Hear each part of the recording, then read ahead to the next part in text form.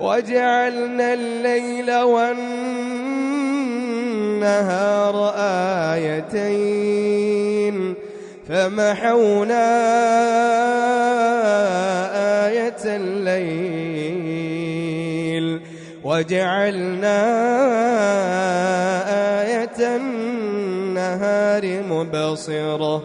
لتبتغوا فضلا من ربكم ولتعلموا عدد السنين والحساب وكل شيء فصلناه تفصيلا وكل إنسان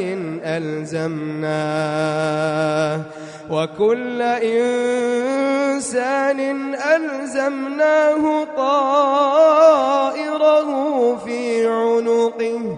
ونخرج له يوم القيامة كتابا